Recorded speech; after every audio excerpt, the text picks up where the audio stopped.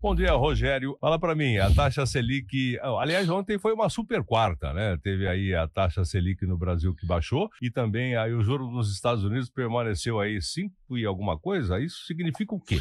Significa que a economia americana não está em condições ainda de baixar a taxa de juros para uma aceleração maior de crescimento econômico, ou seja, se baixar a taxa de juros, a inflação lá não cai, continua não caindo. Inclusive, lá a taxa da inflação já chegou no patamar que eles querem, né, nos últimos 6 meses. Então, eles precisam disso por mais um tempo, pelo menos de 9 a 10 meses dessa taxa dentro do esperado, e aí começa a baixar a taxa de juros por lá. A outra coisa que os Estados Unidos usa como estratégia comercial é essa taxa de juros alta, aonde impede o crescimento de outros países. Por quê?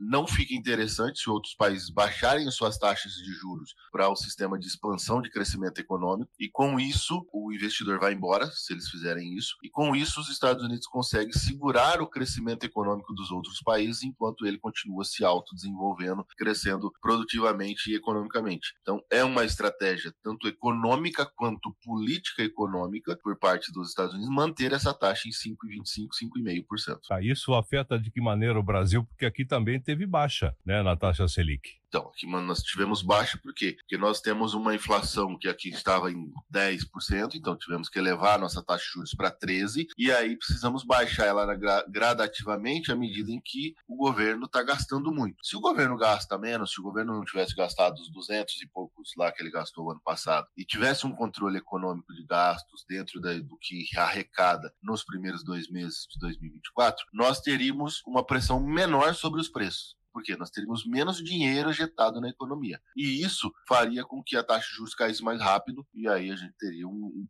custo do dinheiro menor. O que nós temos hoje é um custo de dinheiro alto, mas porque existe o risco da inflação. E a obrigação do Banco Central é manter a taxa de juros em patamares aceitáveis para que a inflação não destrua o poder de compra do menos favorecido, do pobre e das pessoas que mais precisam. Tá certo. O Banco Central, ele é responsável por garantir aí o poder da moeda brasileira. Por isso que ele tem toda essa preocupação aí com juros, né, e tudo mais. Agora me fala uma coisa só pra gente encerrar. Teve uma pesquisa aqui, a avaliação negativa do governo Lula passa de 60% entre os investidores, Rogério Araújo. Sim, entre os investidores. Por quê? Porque nós olhamos para o todo.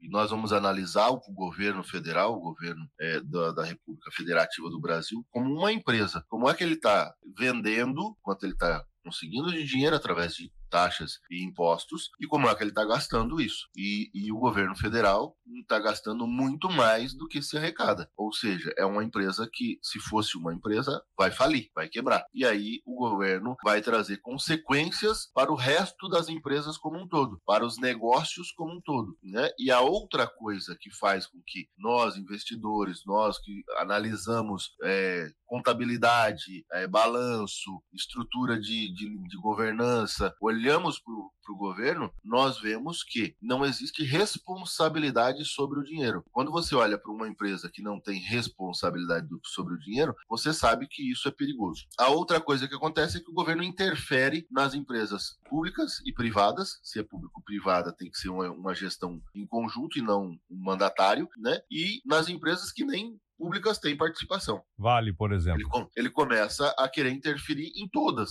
as empresas. Está querendo interferir em leis e regras de taxas e impostos que prejudicam os negócios como um todo. E isso faz com que quem seja prejudicado é o trabalhador. É o trabalhador que vai ser prejudicado. É o trabalhador que vai perder o seu emprego. É o trabalhador que vai deixar de ter uma renda. São as empresas que geram esses trabalhos, que geram esses empregos, que vão fechar se essas interferências continuarem. E aí, por isso, essa desaprovação por quem trabalha no mercado financeiro. Não é porque quem trabalha no mercado financeiro é rico. Trabalha no mercado financeiro, mas tem conhecimento para tal. Quando analisa as atitudes do governo e como o governo está fazendo a gestão do dinheiro que ele recebe, é ruim, vai levar à falência, e isso é negócio ruim para todo mundo. Eu sou Rogério Araújo, da Roara Educacional. Se você quer saber mais sobre investimentos e como aplicar o seu dinheiro de forma inteligente, acesse rogerioaraújo.com.br.